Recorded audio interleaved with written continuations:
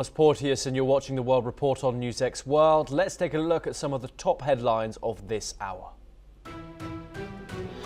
Protesters gather in Minneapolis to demand federal immigration agents leave after a 37-year-old man is fatally shot by Border Control, intensifying local outrage.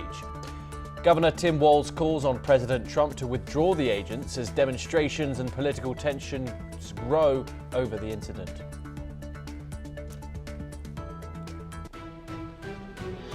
Donald Trump urges Minnesota's governor and Minneapolis mayor to hand over criminal illegal aliens for deportation. State and federal officials offer conflicting accounts of events leading up to the deadly shooting.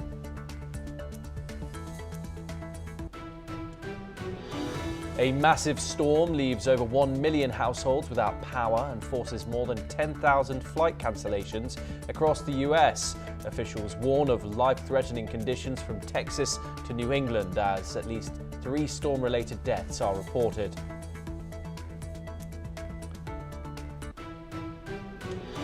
President Zelensky says a U.S. security guarantees document for Ukraine is 100% ready after talks with Washington and Moscow. Kyiv now awaits a signing date as Zelensky renews his push for EU membership by 2027. Meanwhile, over 1,300 apartment buildings in Kyiv remain without heating after Russian missile and drone attacks. Ukraine says a wave of strike hits the energy grid, cutting power to 1.2 million properties nationwide.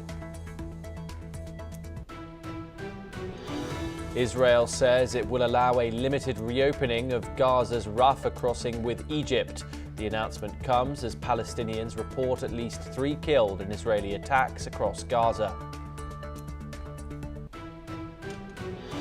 A ferry carrying more than 350 people capsizes off Basilan in southern Philippines, killing at least 7 people. The vessel is en route from Zamboanga to Jolo Island when the incident occurs after midnight. Bangladesh condemns India for allowing ousted ex-Prime Minister Sheikh Hasina to make her first public address since fleeing in 2024. Dhaka says the move insults the Bangladeshi people ahead of the country's first post-uprising election.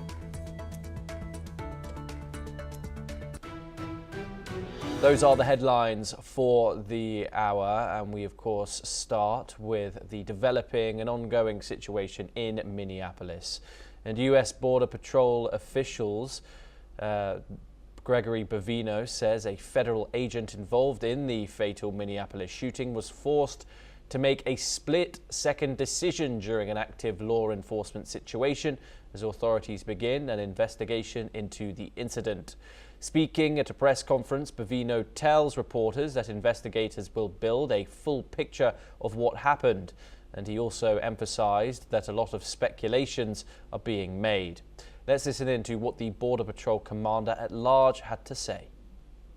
Many videos out there, many different accounts that you may see, that I may see, that anybody here may see. That, folks, is why we have something called an investigation, to take what you're talking about, to take those videos, to take witness statements, to take officer statements, all those minute details that will paint a true picture, not a freeze frame concept, and paint a larger picture of what really happened. That is why we investigate, so we can get to the truth, so there's not speculation. Speculation after 24 hours, you've got a lot of speculation in there. That officer, let's think of what those agents were doing on that scene, making a split-second decision. You've had 24 hours to try and armchair quarterback things. That agent had a split second to make a decision. 2 suspects have been shot, and suspects that assault, delay, obstruct, or threaten a law enforcement officer's life. It goes back to the choices that we just talked about. When individuals make poor choices, poor decisions, come into a law enforcement situation, an active law enforcement situation, conspire to come into that situation, whether that's based on ideology, we don't know. That'll be in the investigation that we just talked about, that's what we base the split-second decisions on. Meanwhile, the Minnesota Chamber of Commerce, speaking on behalf of more than 60 CEOs of Minnesota-based companies, is calling for an immediate de-escalation of tensions following the fatal shooting. In a statement, the chamber said Minnesota's business community has been working closely for weeks with federal, state and local officials to address ongoing challenges facing the state. The chamber said those efforts have included communication with the governor, the White House, the vice president and local mayors, emphasizing that collaboration is necessary to move forward solutions. Joining us now is Matthew Verdum, an author and journalist, joining us live from Washington, D.C. Matthew, thank you very much for joining us. We've just heard Bovino there, the Border Patrol at large. He once again defending the actions of the ICE officer who shot Pretty yesterday. However, an investigation has not started, and once again, state investigators have been blocked from participating in the investigation, even though the incident occurred on Minneapolis soil, of course. Your thoughts on the Border Patrol and the Trump administration making claims, pushing the investigation forward without the help or access from the state? Yeah, I'm not sure what their justification is for excluding the state. I suspect it's because they view the state as corrupt and not likely to be honest and truthful when conducting the investigation. Governor Walz is not an honest player in this. He is hopelessly corrupt. He just dropped his re-election bid because of the the welfare scandal.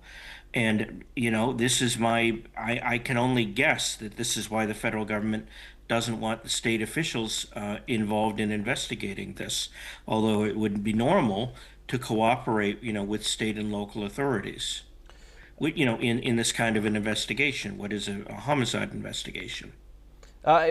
Precisely, and of course, do you think it's correct that the Trump administration is blaming state-level officials and the mayor's administration for incidents like these? And what we just heard Bovino say is that if you entangle yourself in the ICE operations, then you have to be extremely careful, and of course not putting any blame on possible misconduct by the ICE agents themselves. Well, they're investigating to see if there was improper conduct by the federal agents involved. I think ICE is one of the agencies. The Border Patrol is another one.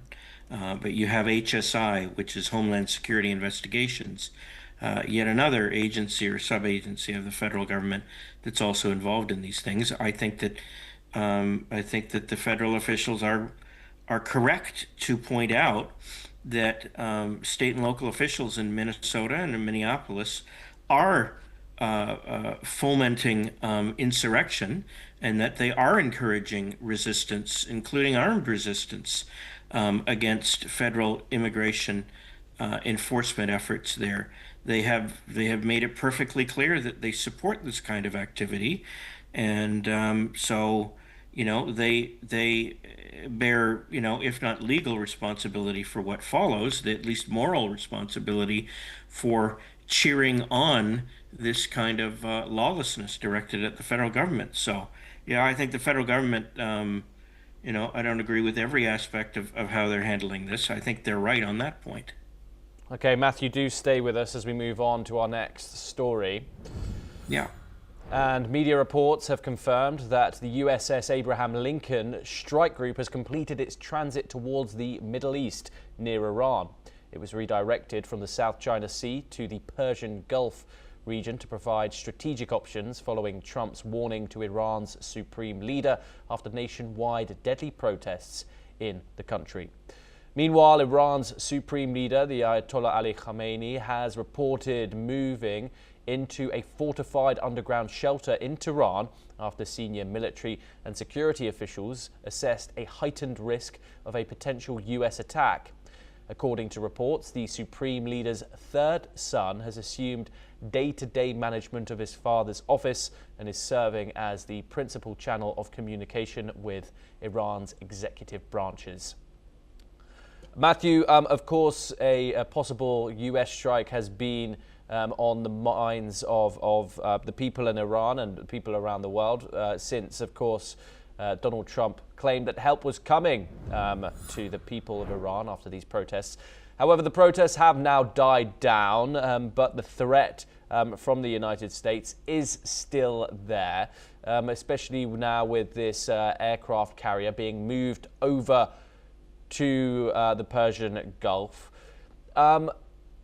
Do you expect the United States to strike Iran? And if so, do you think it will be sooner rather than later? I don't know if the United States is going to strike Iran, but I think that this is a distinct possibility, or they wouldn't be sending the Armada, the Abraham Lincoln strike force group, a large assembly of United States fighting vessels over to the Middle East. I think that I think it is likely, although not guaranteed, that the United States is going to take some sort of military action, especially considering Donald Trump's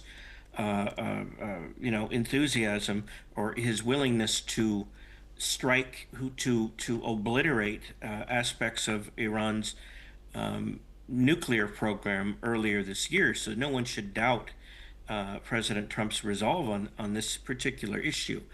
How the United States is going to go about acting, I'm not really sure, but probably, it's not guaranteed, but probably they are going to do something. They were holding off for a few days, reportedly at the urging of Israel, because Israel didn't feel that it was in a position to withstand, to effectively deal with any potential retaliatory attacks, with missiles and so on that Iran may launch on it as a result of a U.S. Incursion or attack on Iran. So, there's been a lot of delay. There's been some, diplomatic level gamesmanship, and war is deceit. So, it's difficult to know exactly what is going on. But I think if you're going to have the U.S. Navy parked off the shores of Iran, I think there's a good chance that the U.S. Navy is going to do something, and that may be an attack on Iran. Though I don't know what shape that is going to take. They're going to have to, wipe out or seriously degrade the Revolutionary Guard troops, because that is a large part of the mullahs' power in Iran. It's basically like the SS in Nazi Germany, and you got to wipe them out if you're going to be able to take out Iran as a threat to its neighbors, particularly Israel in the area. And Matthew, how do you think the American people will respond to Donald Trump if he did indeed strike Iran, attempt regime change? Of course, it's not an easy thing to conduct. Donald Trump, of course, campaigning on a mandate of not dragging the United States into forever wars in the Middle East. How would you think that the U.S. public will respond if Donald Trump does indeed take direct military action on Iran? Well, Republicans who voted for Trump despite his, voted for him, for Trump, knowing that he wanted to have a hands-off policy, that didn't want to get involved in new wars in the around the world, don't seem to have a problem with what President Trump has been doing in Iran with the attack on the nuclear facility, and in Venezuela and in other places. They seem to be cheering him on. I think that you have a sensitivity. Whether it goes for the rest of the population is not entirely clear. However, there's a thing in American politics and culture nowadays. Americans don't like the idea of U.S. soldiers. The expression is having boots on the ground. They don't like the idea of U.S. soldiers actually entering the territory of another country and staying there and fighting a war. If you conduct something that is that doesn't require a military occupation, that's just a brief appearance on the territory of the enemy, like in Venezuela, when they were only there for an hour or a couple of hours in Venezuela in order to do the operation to capture President Nicolas Maduro. They're fine with that. I guess an analogy is, it's like a video game. If it's like a little video game war and nobody actually on the American side dies, they're happy with it. But if you actually get ground troops involved, that's when you're going to meet resistance with the American public, which is, what makes me, it causes me to be inclined to think that any strike against Iran is going to be, an attack on their facilities. It's not going to be, probably won't be, a full-fledged invasion, because Americans get very sensitive, both parties, Republicans and Democrats. They don't like it when American soldiers come home in body bags. Indeed. Matthew, do stay with us as we once again stay in the region and we move on to our next story. And US Secretary of State Marco Rubio recently spoke with Iraqi Prime Minister Mohammed Shiaa al-Sudani, focusing on the ongoing efforts to combat ISIS. They discussed the transfer and detention of ISIS extremists in Iraq, as well as the country's diplomatic efforts to repatriate citizens swiftly for justice. Rubio emphasized that Iraq's government cannot effectively serve its own interests if controlled by Iran. The conversation also highlighted Iraq's need for a strong independent stance in dealing with ongoing security and political challenges. Matthew joins us once again. Matthew, what can you tell us about the dialogue between Iraq and the United States, and of course the relationship overall and of the current government there? Well, it's being depicted as just a friendly telephone call between Marco Rubio and the Prime Minister of Iraq. It strikes me as it was kind of a diplomatically worded warning that the United States thinks Iran has too much influence in Iraq. Iran has, paramilitary groups there, and it has, political parties, Shiite political parties that that are influencing the government of Iraq, and Marco Rubio is not happy about that, and he's urging them to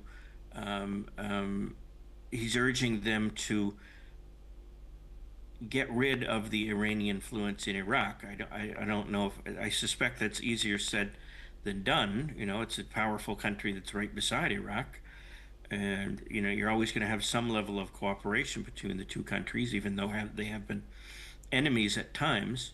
But yeah, I think Marco Rubio thinks Iran has too much influence in Iraq, and he wants to end it.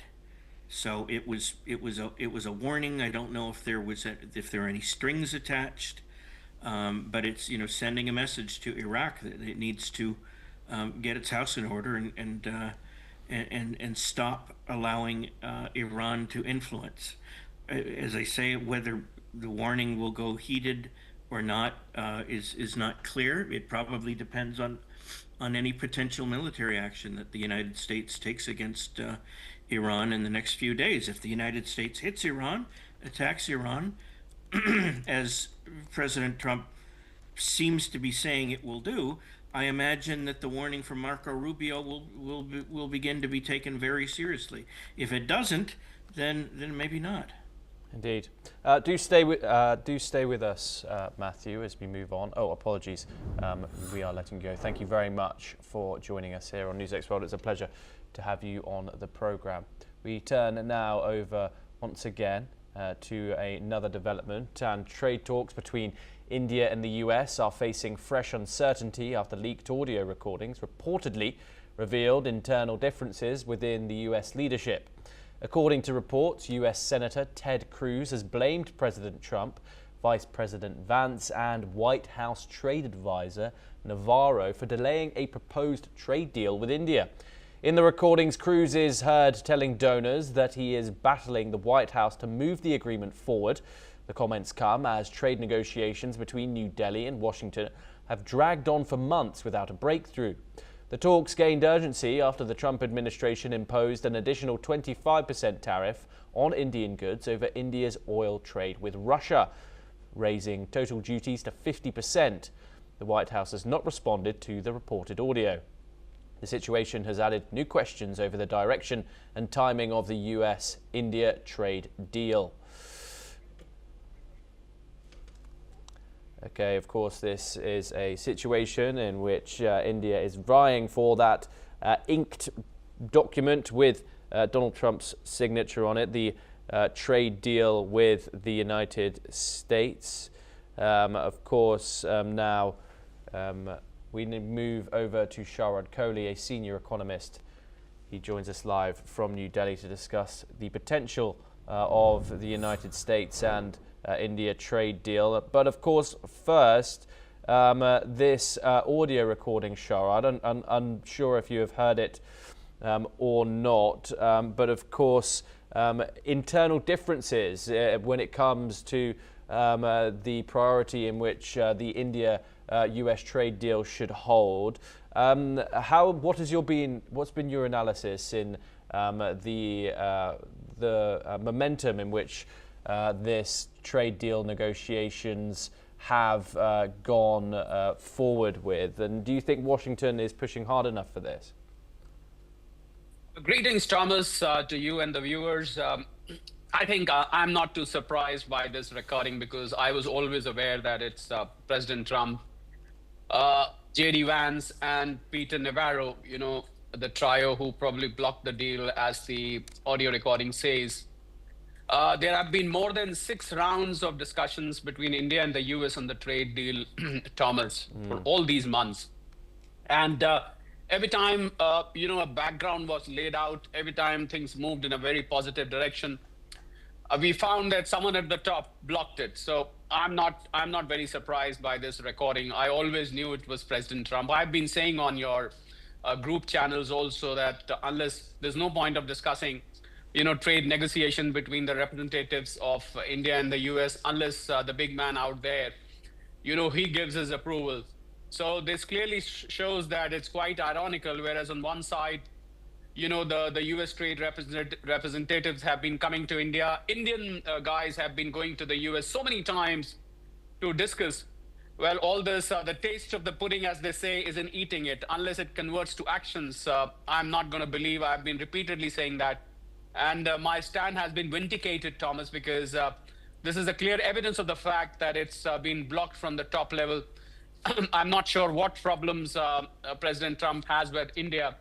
It's the Russian oil, because his own allies, Europe, former allies, shall I say now, Europe has been buying more oil than anybody else. China has been buying oil in very heavy quantity.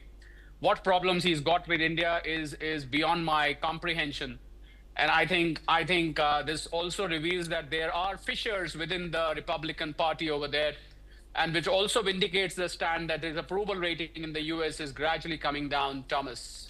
And in terms of this Washington-New Delhi trade deal, which is currently being negotiated, what are the key sticking points when it comes to it? Where do you think those problems are being brought up? Well, the key sticking points have been India had drawn a red line on agricultural products because US wanted to bring in agricultural products to India, genetically modified soybean, corn, which are banned in India.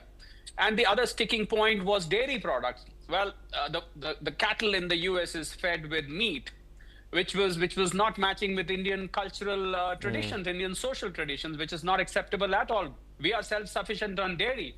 We are amongst the top 3 dairy-producing countries in the world. We don't need dairy here, especially the dairy which is laced with meat. 35% of the population in India is vegetarian, Thomas. So I think India was very clear on the red line over there. The rest of the points were pretty much fine, except the Russian oil. So I mean, this still remains a mystery because the first 25% was about agri red line, but the second 25%, which made it 50%, that should have been removed because Russian oil India has reduced because of the various sanctions imposed on Russia. And being a sovereign country, Thomas, we got a right to where we buy from. No third country can compel us to buy or not to buy product A or product B from there or not. That's purely our prerogative. So I'm very surprised as to how President Trump, J.D. Vance, and Peter Navarro, I call him Peter Nakaro, because in Hindi, Nakaro means somebody who's good for nothing. That's what it means. So I fail to understand why this animosity against India. When you keep praising Prime Minister Modi, he keeps saying Prime Minister Modi is a very dear friend, Prime Minister Modi is a great leader, Prime Minister Modi is a very nice man. What kind of contradiction is this when he tries to do things like these? I'm not very impressed, however, not surprised as well, Thomas. Shiaa Kohli, thank you as always for joining us. It's a pleasure to get your insight on these issues. We move on now, and according to reports, at least 11 people were killed and 12 others were wounded in an armed attack that took place at a soccer field in the central Mexican state of Guanajuato. The attack occurred during a busy time, leaving many in the community devastated by the loss of life and the injury sustained. The incident took place in a region located in the central part of the Mexican state of Guanajuato, known as Salamanca. In response to the attack, officials have confirmed that an operation has been launched to track down those responsible for the assault, and authorities are working around the clock to gather information and to carry out the necessary actions to bring the perpetrators to justice. Let's cut over to the United States next, and a massive winter storm bringing heavy snow and ice crippled in the eastern and southern US has left over 850,000 customers without power as far west as New Mexico, and causing more than 10,000 flight cancellations. Earlier, 4,000 flights were cancelled, and Washington, D.C.'s Ronald Reagan's National Airport has reported that airlines had cancelled all flights at the airport. Meanwhile, New York's Governor Kathy Hochul has responded. Let's take a listen in to what she had to say. This is certainly the coldest weather we've seen, the coldest winter storm we've seen in years. And truly, New York State is locked into a grip here. An Arctic siege has taken over our state and many other states across the nation. And the snowstorm we've been expecting is now underway, but it is brutal, it is bone-chilling, and it is dangerous. Snow began falling already on Long Island in New York City early this morning. Snow is now falling in Albany and everywhere in between. As I mentioned, we're not alone. It's hitting the entire state and 30 states as well this weekend. So we are anticipating the longest cold stretch and the highest snow totals the state has seen in several years. The longest cold stretch and the highest snow totals in years. Already, records in the state have been shattered. Shocking reports out of Watertown. Actual temperature in Watertown was minus 34 and minus 49 in Copenhagen. Well, that's all that we have time for this hour. Keep watching NewsX World for more international news updates.